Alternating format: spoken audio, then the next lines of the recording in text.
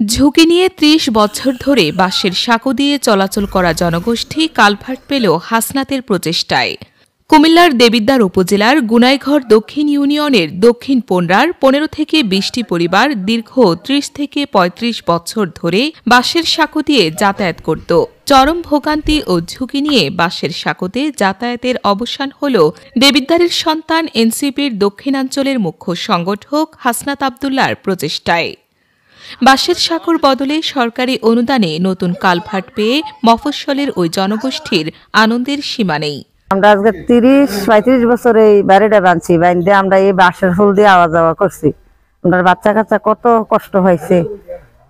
হাসনাত আবদুল্লাহ আমরা একটা ব্রিজ দিছে, আমরা এটা ভাইয়া খুব আনন্দ হয়েছি। এটা ৮টা-৯টা গাড়ি, আমরা সব গাড়ির ড্রাইভার, আমরা এখানে অনেকটি ফ্যামিলি, আমরা খুব কষ্ট হয়েছি।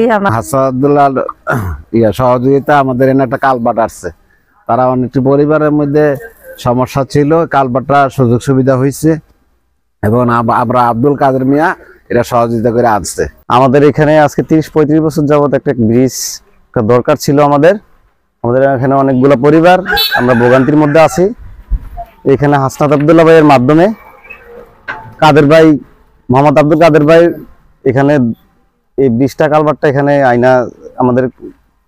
আইনা দিছে, আমাদের মোটামুটি আমাদের উপকার হয়েছে। হাসনাত আবদুল্লাহ ভাইয়ের মাধ্যমে এখানে এই ব্রিজটা আমাদের আসছে। সদ্য শুরু হয়েছে কালভার্টটির কাজ। মঙ্গলবার ২৫ নভেম্বর সরেজমিনে গিয়ে জানা যায়, উপজেলার দক্ষিণ পোনরার আব্দুল আজিজের বাড়ির ১৫ থেকে ২০টি পরিবার জোরপুল থেকে গৌরসারের সংযোগ খালটির উপর দিয়ে বাঁশের সাঁকো গড়ে যাতায়াত করত। প্রতিটি পরিবার ও তাদের ১০টি সিএনজি ও ব্যাটারি চালিত অটোরিকশাগুলো ঝুঁকি নিয়েই পারাপার হতো। অবশেষে স্থানীয় বাসিন্দা এনসিপির যুবশক্তির নেতা আব্দুল কাদের ও মুজিবুর রহমানের উদ্যোগে এবং হাসনাত আবদুল্লাহর প্রচেষ্টায় বাঁশের সাঁকো ভেঙে নতুন কালভার্ট নির্মাণ কাজ শুরু হয়েছে। এখানে বেশ অনেকগুলো পরিবার আছে যারা এত বছর, প্রায় ৩০-৩৫ বছর যাবৎ বাঁশের সাঁকো দিয়ে চলাফেরা করতো। অনেক সময় দেখা গেছে বাচ্চা কাচ্চা বাসায় পড়ে যেত বা ব্রিজ দিয়ে বাঁশের সাঁকো দিয়ে সিএনজি অটোরিকশা নিতে আনতে পারতো না।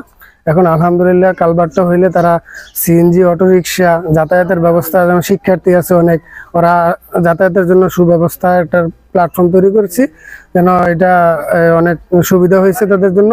আমি এটা আপনার হাসনাত ভাইয়ের উদ্যোগে, আমাদের এনসিপির প্রচেষ্টায় এই কাজটা আমরা আসলে পাইছি। এই কাজটা আমরা পাইতে সহযোগিতা করছে সবাই সমন্বয় করে। আমরা ওই কাজটা শেষ করার জন্য বা সুষ্ঠু সুন্দরভাবে কাজ করার জন্য কাজ করতেছি।